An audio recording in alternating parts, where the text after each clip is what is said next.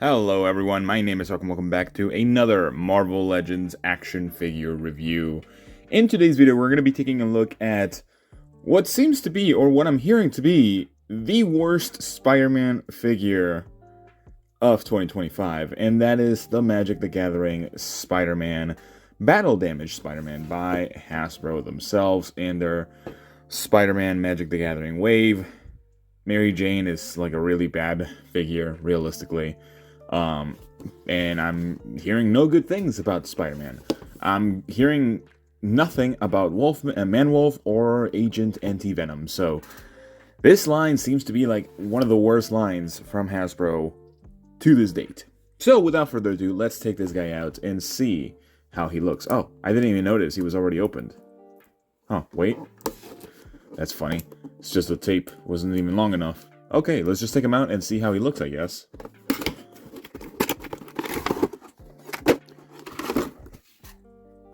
Alright, so here we have the man himself, beat up Peter Parker, the life of the daily life that he lives. Honestly, just looking at the figure, it looks phenomenal. This is one of the cooler looking figures that they have done this year, because they normally don't do battle damage figures, and this actually has like damage of blood and like actual tears and everything throughout the entire suit. Again, something that would have been perfect with this figure is to actually showcase either like burn marks or slash marks in the actual tearing of the clothes. Like here, that's perfect. Here, not so much. Like, they could have done something with the neck itself. Oh, surprisingly, it is a double ball peg. But they could have done something... Oh, wow, that is horrible. They could have done something here with the neck to kind of showcase that it is ripped up. Because, remember, the mask itself is like a whole thing on the neck. So you would have to not only add a new neck for this one, but also do a little bit of battle damage here. But besides that, it looks fine. It's not necessarily like the most insane looking Spider-Man, although it is a nice sort of like placeholder for any battle damage figure.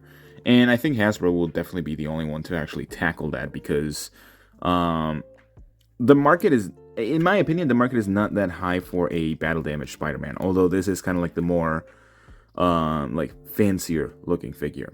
I could completely be wrong, of course, but aesthetically, it looks fine. Honestly, it's not too bad. Now, articulation-wise, this is where I'm actually going to be very careful, because I have seen dozens of Spider-Man or Spider-Men break their legs down here at the hips, and that is because he has drop-down hips.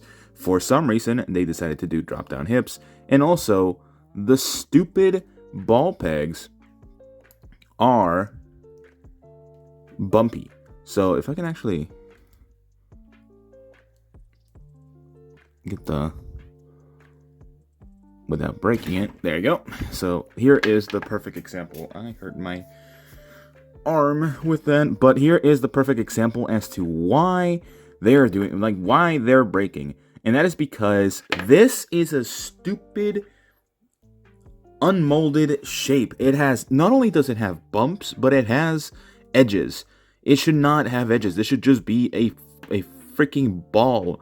It shouldn't cause damage or stress to the inside of the plastic.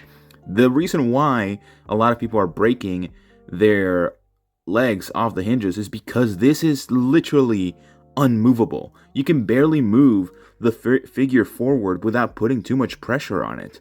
That is the biggest issue with this figure. It sucks. It is a figure that will break on you if you're not careful enough. Of course, you're gonna say like, oh, people definitely broke those because it's their own fault. They're manhandling their figure. No, I have literally seen people just break their figure by just trying to move the leg forward. They haven't done this in forever. Why are they doing this? Let me stop myself right there, because I actually did get this wrong. They actually do this pretty often with their figures. They usually have either bumps, or they have kind of like the hexagonal, very diamond-shaped, sort of like ball joint, or if you want to call it a ball joint, even though they're not, at that point. Just the joint itself usually is either one. It's never both of them. Now, I did notice that a couple of figures that I do have actually have both, but they're not jagged to the same extent as this Spider-Man. So the peg itself is still garbage. That's the exact reason as to why it is breaking. So I don't know why they decided to make it so angular and have the bumps actually just grasp around the entire side of them, because that actually is just going to break the figure, which has been happening. So, yeah, just wanted to let you guys know that I did notice that a bunch of other figures that I own from Marvel Legends have a similar design, but this one is definitely interesting because, as I will mention it, the Maximum Spider-Man doesn't have the exact same issue. With this figure specifically, all their other figures have ball pegs. I don't get it. Or like at least a ball or a sphere right here. I've seen people shave this down into a sphere, and honestly, that's what I might do. I might make a completely separate video showcasing how you can make this figure a lot better and a lot smoother, just for this reason alone. So overall, it's a stupid decision, and honestly, I'm a little bit afraid of putting this back because it is stressing the actual plastic itself, and also it's stressing the leg and the joint and everything, so I'm going to be very careful. So for the legs themselves, they honestly don't even go far either. They're like almost 90 degrees, a little bit less than that. Going backwards, they can't move. They literally feel like ratcheted legs, which is not good. For the splits, they're pretty good splits. Honestly, they don't look bad whatsoever, but that's what's going to happen. So this is what happens. So because they added like hinges for drop down hips, for some reason, you will break it because it is not a smooth ball to move the leg around. It is just going to get caught within that block of shit and then break. Now, the reason why I'm very mad is because it's nighttime. I'm a little bit past my bedtime, but also because this figure kind of sucks. It looks fine.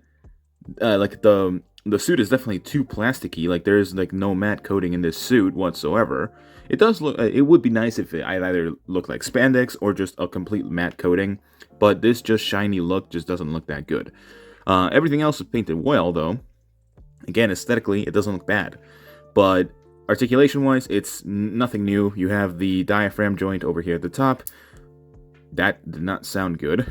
Oh, that's because there was a little speck of paint right here. So going forward about that far is not bad. Going backwards, also not bad. This is the typical Spider-Man mold they're using. They used it for the Maximum Spider-Man. And honestly, this is just a little bit more egregious because at least the Maximum Spider-Man came with more accessories. And we'll get into that in a little bit. For the arms, you can get them past a T-pose, which is great. Butterfly joints don't necessarily work that well because Hasbro doesn't know how to make them. You can barely get the arms crossing together. Bicep swivel, double jointed elbow, and wrist hinges. Typical stuff, of course. We have the gloves. Honestly, this is a nice addition. It's a little weird that he still has the full glove, of course, but it makes sense. Usually he still does need the glove for his web shooters. Honestly, it would have been nice if we just had a full-on arm ripped out with his web shooter visible. Just for that. For the head, like he has a cutout on the neck right here, and he can't go up. Like he can barely look up, especially for his Spider-Man poses. Looking down, non-existent. Looking side to side, pretty good. Also, the head does not match the color. This is not the correct color. These are two completely different reds. This is more, this red is darker. This red is much, much lighter. And you'll see it when you actually get the figure. This figure has a lot of inconsistencies. The blues are completely different. Some of them are actually matte finish. Some of them are not. The reds are also inconsistent. They're not as egregious everywhere else. Like, for example, the hands are definitely a different red than the plastic they're using here. And then, of course, the paint sloppiness on the actual webbing. It's never going to be perfect, but what can you do? But yeah, the head sculpt itself, it is a completely different red. So hopefully you can actually see that here in the camera. But yeah, the way that this figure was handled by Hasbro is kind of inexcusable because it's a cool looking figure. And you're asking $40 because you wanted to include a 30-cent card within the packaging. So that card is not worth $15, by the way. It is about 30 cents, maybe even a little bit more, but nowhere near the $15 that you theoretically are adding to the packaging of this figure, because this alone is a $25 figure, and then you're adding the card itself with the logo and everything, so an extra $15. So yeah, he does have a thigh swivel. Again, a little bit concerned to actually even use the legs because it will break, or has a high chance of breaking. Double jointed knee, which honestly not bad. It is a little bit, the actual leg itself is a little bit long, but it's fine.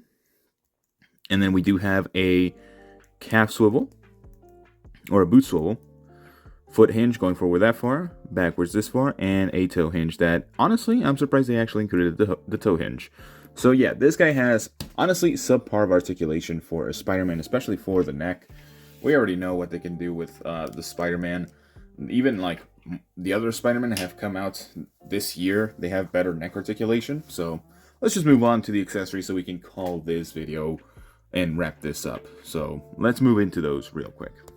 Alright, so in terms of the accessories themselves, actually a very lackluster amount. This is usually what you get with your $25 figure. But of course, you're being added, or they're adding the web shield and also the web swinger thingy that honestly is just terrible. What is this? How are you even supposed to use this? I know it's supposed to wrap around the wrist itself, but it just sucks. Why do we even have it? It's bad. It's a bad addition. It's a bad web. It's a bad web design. Like everything else is nice. Like the actual silkiness of it looks perfect, but just this is always going to be an issue. Of course, we have the thwippers and the wall crawling hands. Realistically, everything you need for a Spider-Man. The web shield looks fine. It's not painted in the back, but it is slightly shaded in the front. And then we have the beat up Peter Parker head sculpt. So this one is actually a pretty decent head sculpt. I think the face printing or the dot printing that they're using is very nice. Does not look bad whatsoever. That is a brutally, like, damaged eye. Holy. Good thing he's a superhero and has spider strength and spider healing capabilities. But yeah, I'm going straight into my final thoughts here, and I'm re-recording this after just giving it some thought. I've had the figure for a couple of days at this point, and I still don't necessarily like it for what it's worth. It's a cool looking figure, do not get me wrong, but it is not worth the $40. Therefore, I'm going to give it, unfortunately, a 5 out of 6. It is a very, very mediocre figure that honestly, I'm kind of baffled that it actually got like passed through QC and everything. They definitely did not test the figure beforehand. But yeah, there's a lot of QC issues with this figure. You even saw throughout my video that it is hard to actually move the legs going forward. It feels like it's going to snap.